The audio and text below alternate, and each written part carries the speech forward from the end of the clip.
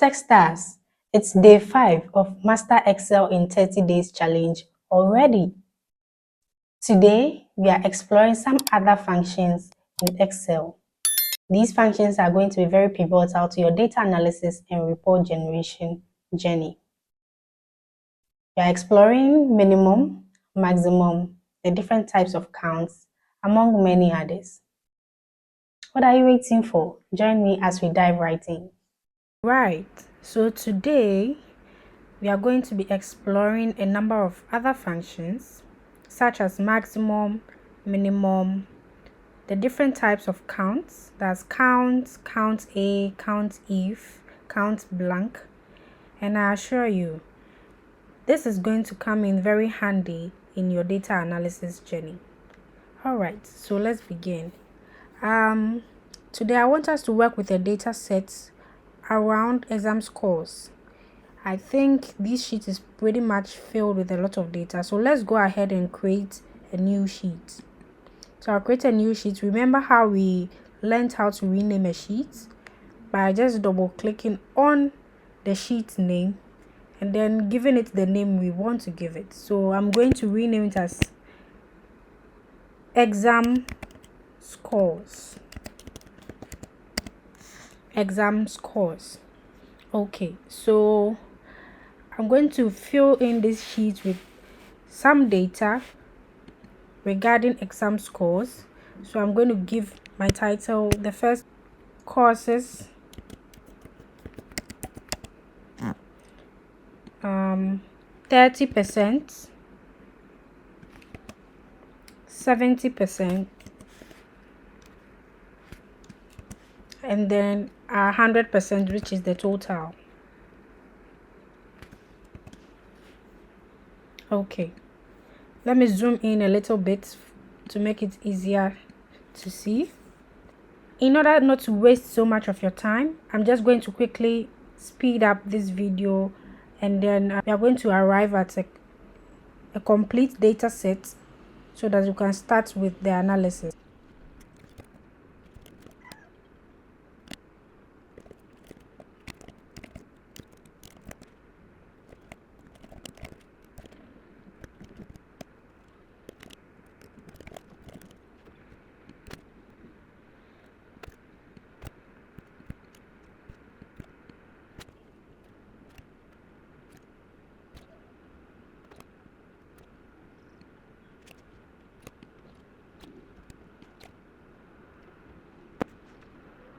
All right, so we've been able to quickly fill in our sheet with data, and so we can commence with the analysis.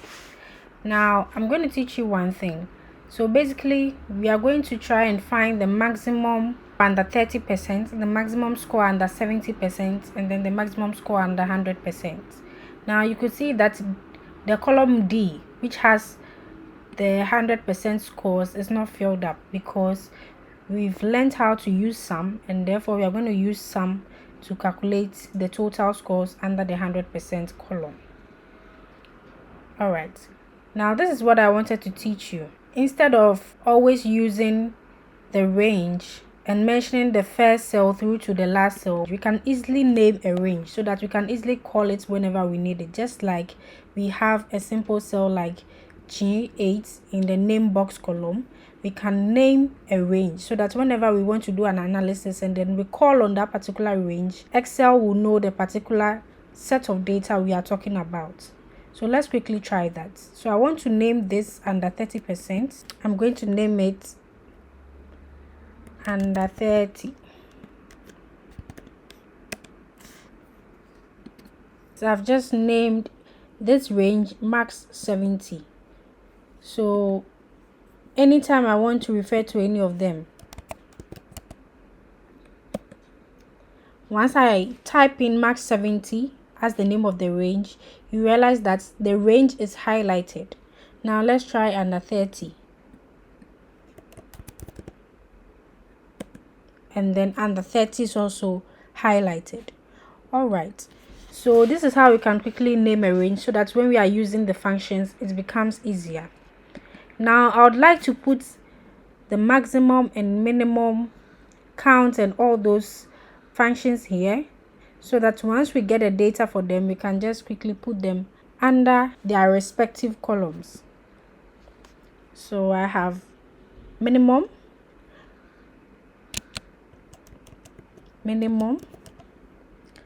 maximum,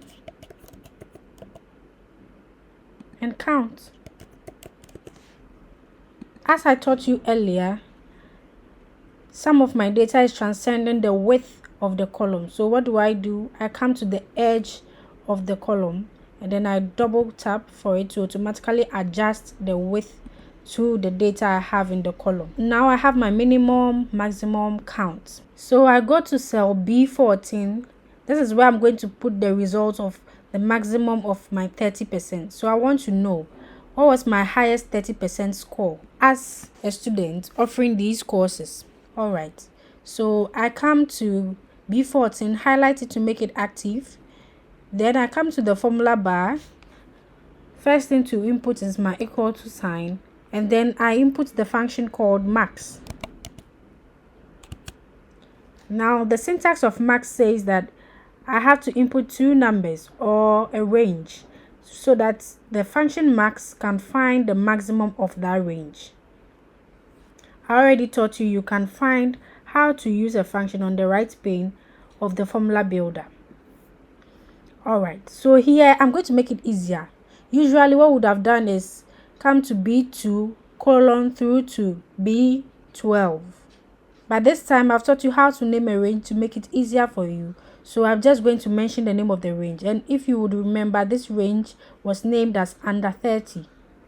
So under 30, right, and then enter. So we could see here that it's saying that the maximum value or the maximum score I had under 30 is 30, which is true. When you look at this very range from 22 to 26, 30 is my highest score. So 30, this is right. I can try and do the same for 70 for you to just understand how to use maximum. So let's do it. I highlight cell C14 and then go to my formula bar, input my equal to sign, then my max formula once again. This time I mentioned the name of the range, which was max 70. Enter. So it's saying my highest score or maximum score is 62. Sorry, I just realized I switched them. So I rather have minimum here and maximum here. So I just need to switch them here. Don't worry, we are right on track. I just need to switch them here. So let's quickly do that. Make this rather maximum and make this minimum.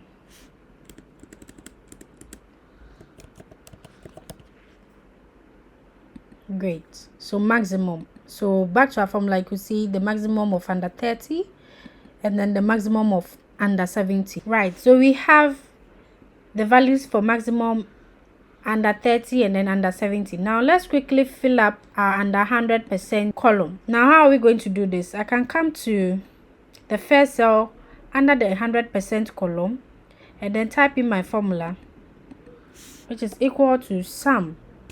For us to get 100%, we need to add the value under 30% and the value under 70% to give us the 100. So we are going to use the function sum.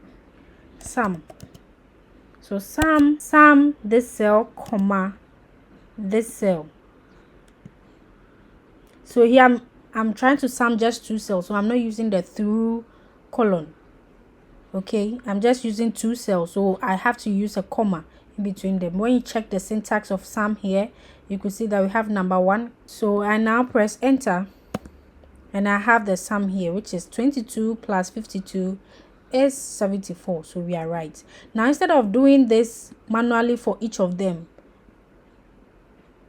B3 plus C3, I can just come to 74 and then drag down for autofill like I taught you earlier.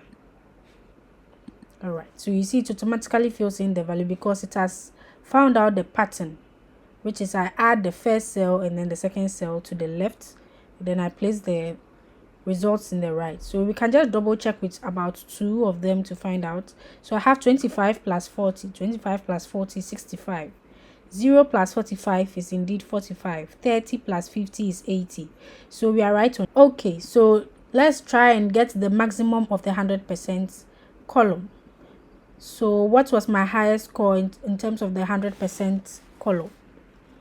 Once again, I come into my formula bar, equal to the function maximum, and then we can choose to do D2 colon D12. So either way will work. Either you name the range or you go the original way, either will work. So let's try it and see. Okay, so it's saying my highest was 88. And when you look at it, yes, it's true. My highest was 88. It looks like my second highest was 80.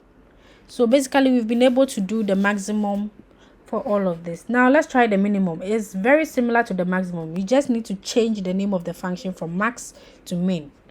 So let's quickly do it. Equal to min. We have the name of the range, so it's easier. The name of the range is under 30, right? Yeah, under 30. And then enter 0. So it's saying a minimum because I had a 0 somewhere. Yeah. Now same for under 70. It's equal to min.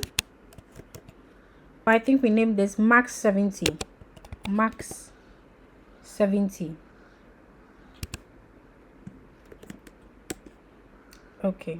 So it's saying the minimum I had under 70 is 30. Because it didn't really count the blank spaces as 0. Most of the time it sees the blank spaces as probably a text or white space, so it didn't really see it as 0. It didn't count as 0 unless you input it as 0. All right, so I come to under 100%. Under 100%, then I have my equal to sign, still min, and then columns D2 through to D12. Great. So I just try to name some of the ranges and then make us use the cells for some of the ranges so that you can understand that both of them work. Yeah. All right. So enter. I have 19. So it's saying the minimum I had under 100% is 19. Wow, that's a really low mark. So 19, 30, 0. Okay. So moving on to count. Count. Now let's see how we use count. Like I said, let's go to the formula builder, go to count. We have a number of counts here. Count, count A, count blank, count if, count ifs. All right. So here we are just looking at count for now. Count. So count is saying that you use the syntax. Count value 1, value 2. Value 1, value 2 are 1 to 255 arguments that can contain or refer to. So basically, it's just try to tell you that once you put in your function count, inside your parentheses, choose the range. Choose the range you want it to count from. Choose the range. Okay, so we are just going to try it with under 30% column. I go to my formula bar, equal to sign, function count. So we already have the name of the range, which is under 30%, under 30. So it's saying it's 10. Is it really 10? Let's count and see. So I have 1, 2, 3, 4, 5, 6, 7, 8, 9, 10, 11. 11, but we are getting 10. This means that count ignores white space. If there's nothing in the cell, the count is going to ignore it. It doesn't matter that you highlighted your range from the first cell to the last cell. It's going to ignore the white space. So that's how come we have 10. Let's try that for under 70%. Same procedure. Count. And then the name of our range is max 70. Max 70. And then enter. I also have 10 again because I just have one white space or one blank space left. Then I do same for under 100, but then under 100 I don't have a name of the range, so we are going to use the through to that selects the first cell through to the last cell. So I have count as the name of the function and then select the range D2 through to D12. Enter. So I have 11. I have 11 because there's no blank space for that. Let's count and see. 1, 2, 3, 4, 5, 6, 7, 8, 9, 10, 11. Right. So count is also right. So basically this is how you use the count. We are going to move on to the next one, which is count A. Count A. Let's read here. Count A. Count A. So let me just put count A for us to see the difference between count and count A. So count A, I come to under 30% column function. It's equal to count A. The name of the range is under 30.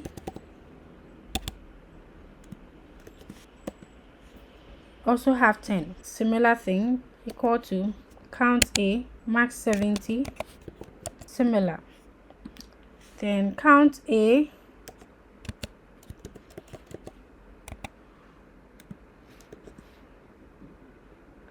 from D2 through to D12.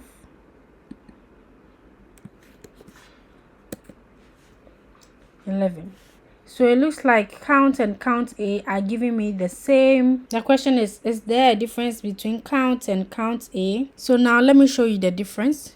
Now count tries to find values in the range that have numeric values only. Numeric values only. So assuming there was a text here, count would have kept to the next cell. So it would have totally ignored it. It wouldn't count it. It would go to the next cell and try to count it. That's what count does. So it only counts numeric cells or cells that have numeric data. If there was a text here or any kind of other type of value, it would have omitted or ignored.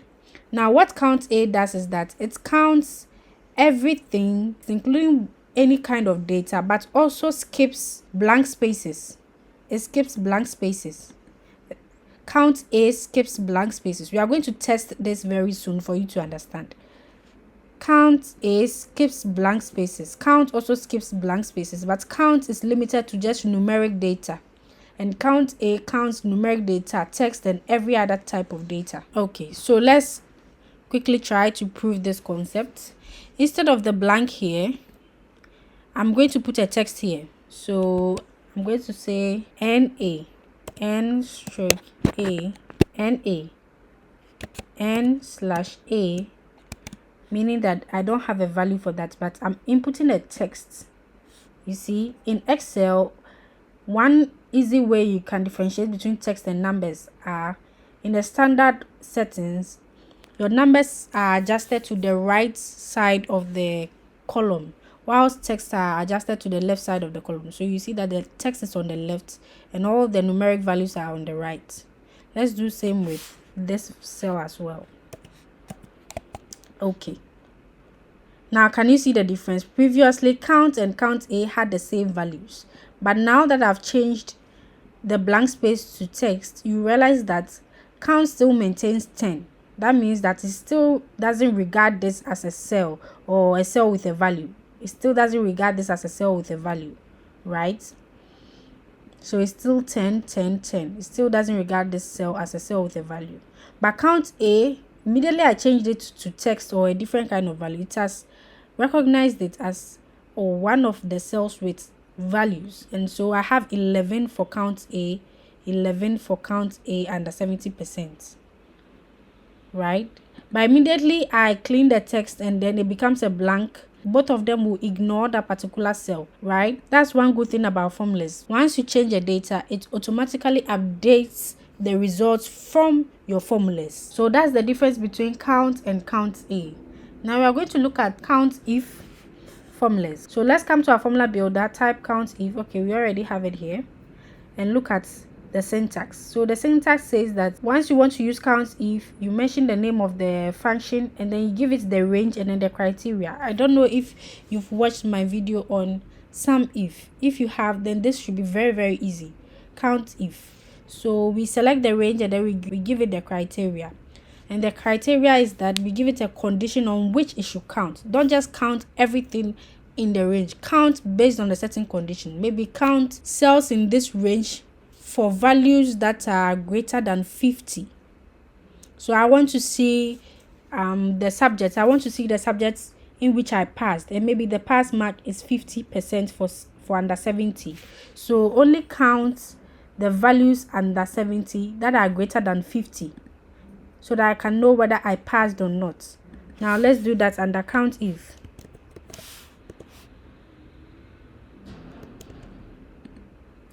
Under COUNTIF. So here under 30%, I'm going to count for values that are greater than 20.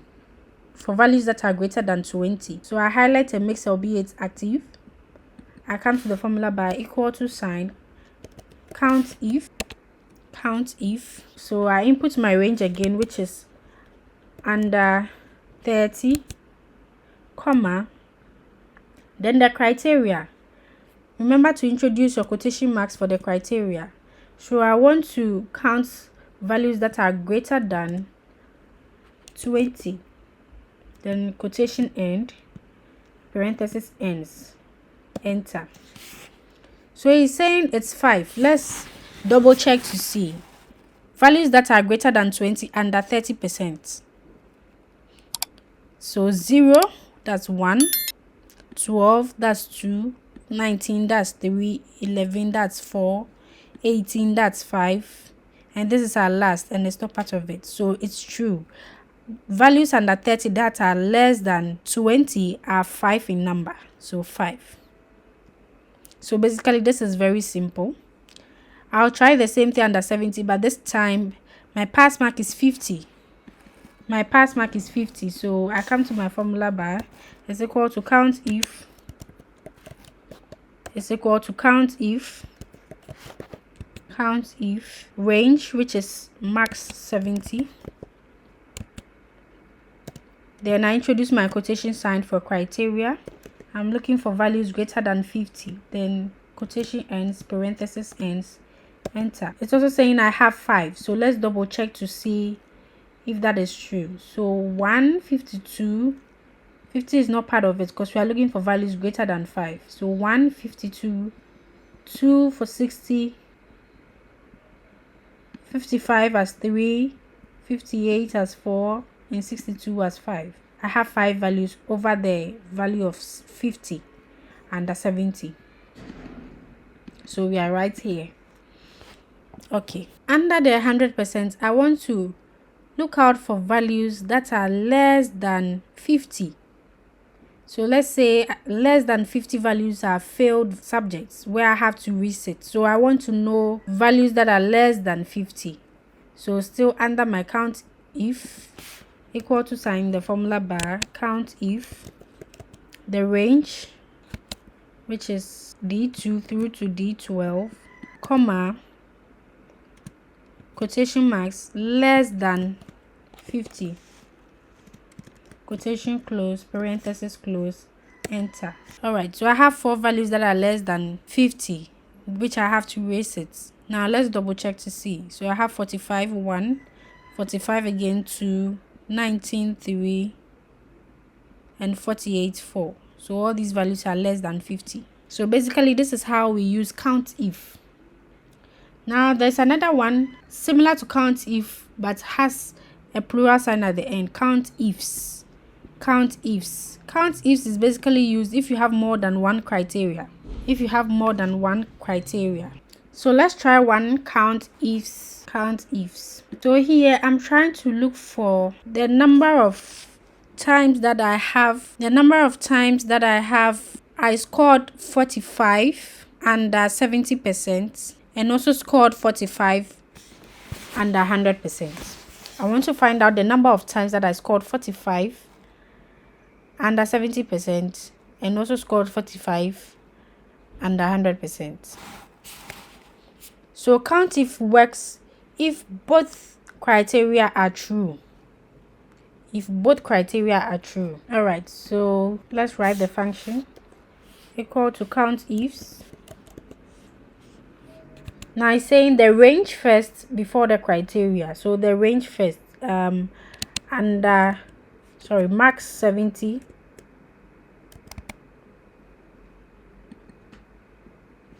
comma, I'm looking for the value 45. then comma, second range, which is D2 through to D12, and then comma, I'm also looking for value 45, in quotation marks 45, parenthesis close, enter. So this is the value I got, 2. It's trying to say that I have two sets of 45 appear in both 70 and 100 at the same time. So let's look at it. 45, 45, then 45, 45. There are no other such values here. So this is true. So this is how you can use COUNTIF to check double criteria. Okay, right. So our final one we are going to do before the video ends is count blank. Count blank. Okay, so we come to our under 30 count blank. We have to look for values that are blank in our range. Let's go and read about count blank. So it says it counts the number of empty cells in the specified range of cells. Empty cells, not zero cells, empty cells. Okay, so here under 30 we are expecting just one because we will have only one empty cell, same as under 70. All right, so let's try it and see. Formula bar equal to count blank.